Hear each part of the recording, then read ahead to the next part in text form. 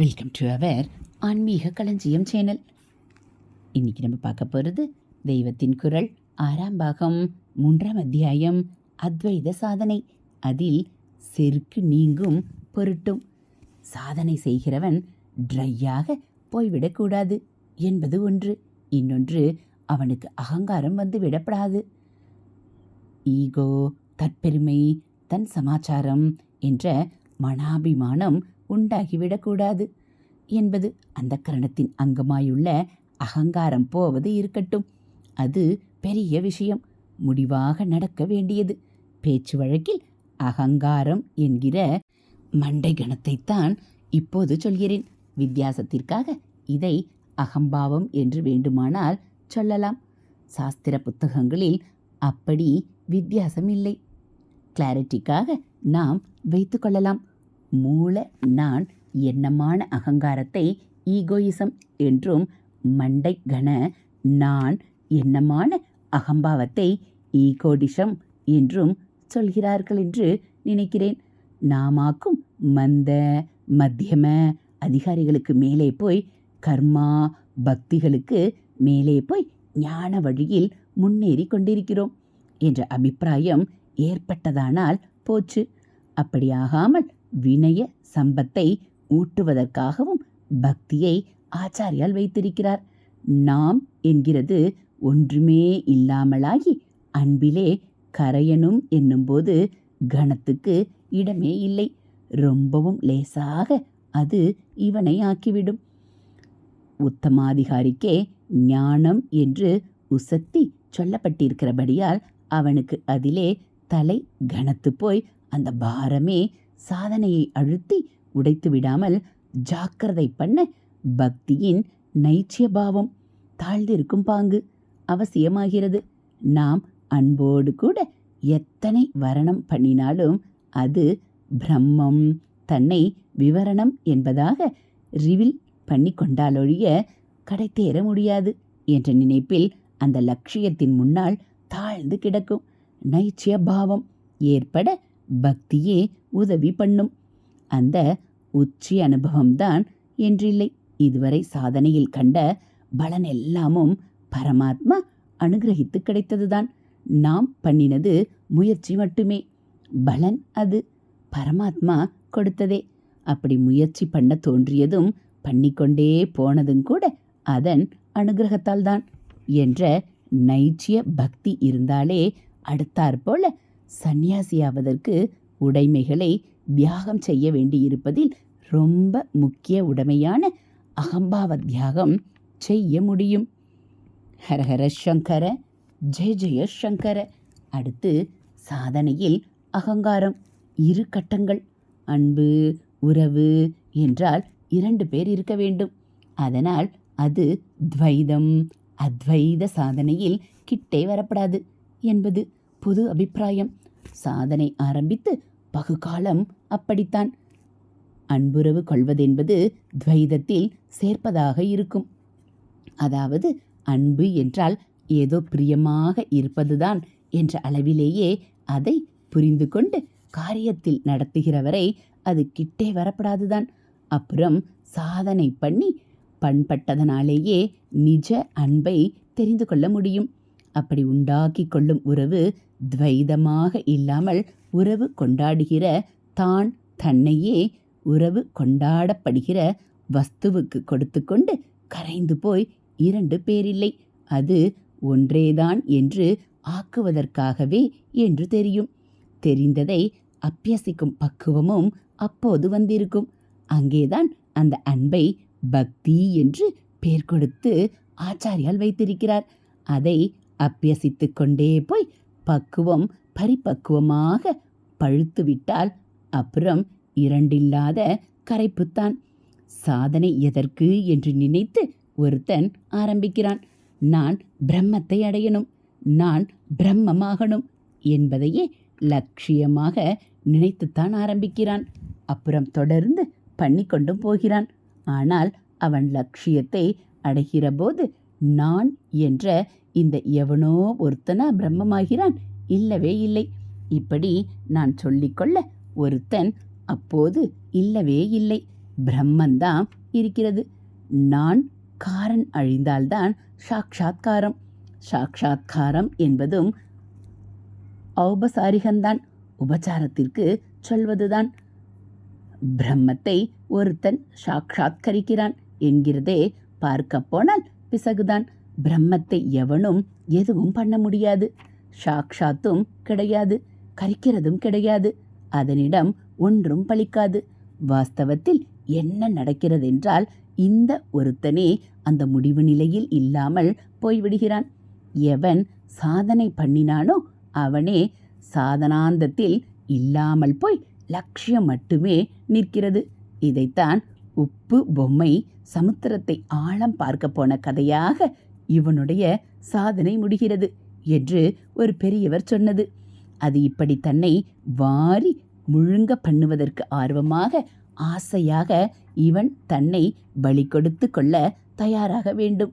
அதுதான் இங்கே சொல்லும் ஹையர் கிரேட் பக்தி. நாம் விடுபட வேண்டும், நாம் பிரம்மத்தை அடைய வேண்டும், நாம் பிரம்மமாக வேண்டும் என்றெல்லாம் நாம் போட்டுக்கொண்டுதான் சாதனை ஆரம்பிப்பது. அப்போதே அந்த நாணை பலி கொடுக்க வேண்டும் என்றால் முடியாது. அப்படி நினைத்தாலே பயமாக கூட இருக்கும். புத்தி சக்தியிலும் தைரியத்திலும் நல்ல பலசாலிகளாக இருக்கிற வெள்ளைக்காரர்களில் பல பேர் ஜீவ பாவத்தை தனியாக நான் என்று இருப்பதை அழித்துவிட வேண்டுமென்றால், ஐயோ இண்டிவிஜுவாலிட்டியை சாக்ரிஃபைஸ் பண்ணவாவது என்றுதான் பயப்படுகிறார்கள். ஆரம்பத்திலிருந்தே ஒருத்தன் பயப்படாமல் இருந்தாலும் கூட அதற்காக ஜீவ பாவம் உடனே போய்விடாதுதான். பழைய கர்மா வாசனை தீர்ந்தால்தான் அது போகும். அதை ஜீவ பாவத்தை கொண்டே தான் அவற்றை போக பண்ணிக்கொள்ளவும் வேண்டும். அதற்குத்தான் சாதன சதுஷ்டயம். நாம் விவேகம் சம்பாதிச்சுக்கணும் என்று முயற்சி பண்ணி அப்புறம் நாம் ஓரளவு விவேகம் சம்பாதிச்சுண்டாச்சு என்று ஆக வேண்டும். நாம் வைராக்கியம் சம்பாதிச்சுக்கணும் என்று முயற்சி பண்ணி அப்புறம் நாம் ஓரளவு அதையும் சம்பாதிச்சுண்டாச்சு என்று இப்படி நாம் போட்டுக்கொண்டு நாம் என்பதை பேஸ் பண்ணி முயற்சி எடுத்துத்தான் சாதனை பண்ணி கொண்டு போக வேண்டும். முயற்சியில் நம்மை உற்சாகப்படுத்தவே இந்த தனி நான் என்கிற அகங்கார உணர்ச்சி அப்போதெல்லாம் இருக்கலாம் தான். அதனால் தப்பே இல்லை. முன்னேறுவதில் உற்சாகப்படுத்திக் கொள்வதற்கு மட்டும் இல்லை, வழுக்கி விழுகிற சமயங்களில் வேதனை விசாரப்பட்டு திருத்தி கொள்வதற்குந்தான். தான் தனி ஜீவன் என்கிற உணர்ச்சி இருந்தால்தான் வழுக்கி கொண்டு விட்டோமே, இனிமேல் இன்னும் ஜாக்கிரதையாக கண்டிப்பாக அபியாசம் பண்ண வேண்டும் என்ற எண்ணம் உண்டாகும். தனி ஜீவன் பொய்தானே, இதிலே வழுக்கல் என்ன, ஸ்டெடியாய் இருப்பதென்ன என்று அசட்டு வேதாந்தம் கொண்டாடினால் அபிவிருத்திக்கு வழி இல்லாமலே போகும். நானே இல்லை என்ற உச்ச பாவத்தை சும்மாவுக்காக கல்பனை பண்ணிக்கொண்டு, ஆனாலும் பூர்வ வாசனை போட்டு பிடுங்கி கொண்டிருந்தது. அதை போக பண்ண தன் முயற்சி வேண்டாமென்று இருந்து கொண்டிருந்தால் ஒரு பிடிப்பும் இல்லாமல் வீணாக போவதாகத்தான் ஆகும். சாதனை என்று எப்போது ஏற்பட்டிருக்கிறதோ அப்போது அது அகங்கார நான் காரனுக்குத்தானே, இல்லாவிட்டால் அது ஆத்மாவுக்கு என்று ஆகிவிடும். ஆத்மாவே தன்னை அடைய சாதனை பண்ணிக்கொள்ள வேண்டுமா என்ன? எதுவுமே பண்ணாமல் தான் தானாக இருந்து கொண்டிருப்பதல்லவா அது. ஆனபடியால் தனி ஜீவன்தான் அந்த தனித்தன்மைக்கு காரணமான அகங்காரத்தை வைத்து கொண்டேதான் சாதனை பண்ணி கொண்டு போக வேண்டும். ஆனாலும் அப்புறம் இந்திரிய மனோபுத்திகளை அடக்கும் முயற்சிகளில் நிறைய வெற்றி கண்டு தள்ள வேண்டியவைகளை பெருமளவுக்கு தள்ளிவிட்டு சேர வேண்டிய ஆத்மாவை பற்றி உபதேசம் பெற்று அதே சிந்தனையாக இருப்பதற்கு தயாராகிற கட்டத்தில் அகங்காரத்தையும் தள்ள வேண்டியவைகளில் ஒன்றாகத்தான் ஆக்கிவிட வேண்டும். இனிமேலே வரப்போகிறதெல்லாம் ஜீவனின் சாதனையாக இவன் சம்பாதித்து கொள்வதாக இல்லாமல் பரமாத்மாவின் கிருபையால் தன்னை கரைத்து கொள்வதற்காக செய்கிறவை. அதனால்தான் சாதன சதுஷ்டயம் என்பதை முமுட்சுவத்தோடு ஆச்சாரியால் முடித்து விட்டார். அப்புறம் நடப்பதெல்லாம் இவனுடைய சம்பாத்தியம் இல்லை. இவனுக்கு சம்பாத்தியமும் இல்லை. இவன் தன்னையே பறிகொடுத்து கொள்வதற்காக செய்ய வேண்டியவையே அவை. சிரவண, மனன, நிதித்தியாசனம் என்கிறவை. வானம் முதலில் மருந்தெல்லாம் கிட்டித்து அடைத்து வைத்துத்தான் தயார் செய்வது. கொரோனா தகடெல்லாம் ஒட்டி அழகு பண்ணி வைப்பது. இத்தனையும் பண்ணியது எதற்கென்றால் முடிவில் திரியில் நெருப்பை வைத்து வானமே இல்லாமல் வெடித்து போய்விடுவதற்காகத்தான். வெடித்து இல்லாமல் போகிறதற்கே வானம் பண்ணிய மாதிரிதான் இங்கேயும் அகங்காரம் வெடித்து நிர்வாணம் ஆவதற்காகத்தான் அதை கொண்டே சாதனையெல்லாம் பண்ணியது. ஆரம்பத்திலிருந்தே கிருபையால் தான் எதுவும் நடக்கிறதென்றாலும் அங்கே எல்லாம் ஜீவாத்மா தன்னை சுத்தி செய்து கொள்கிற சாதனையே முக்கியமாய் இருந்து அது நல்லபடி நடக்க கிருபையும் சகாயம் செய்வதாக இருந்தது. இப்போது சுத்திகரண காரியம் பெருமளவுக்கு ஆகிவிட்டது. சுத்தியான அந்த கரணம் அனுபவத்தை பெற படிப்படியாக போக வேண்டும். பெற என்கிறதோ ரொம்பவும் விசித்திரமாக கொடுக்கிறதாக இருக்கிறது. அல்லது மாணிக்க வாசகர் சொன்னார் போல ரொம்பவும் சாமர்த்திய வியாபாரமாக ஜீவ பாவத்தை கொடுத்து சிவ ஸ்திதியை பெறுவதாக இருக்கிறதென்று வேண்டுமானால் வைத்து கொள்ளலாம். பக்தி ரசத்தில் கவிரசத்தில் வைத்து கொள்ளலாமே தவிர வாஸ்தவத்தில் ஜீவன் என்று ஒருத்தன் இருந்து கொண்டு சிவனை பெறவில்லை.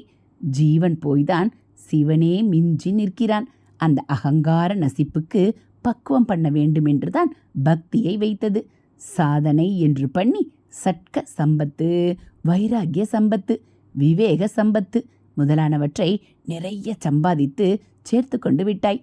இனிமேலே கொடுத்து காலியாவதற்கு கற்றுக்கொள்ள வேண்டும்.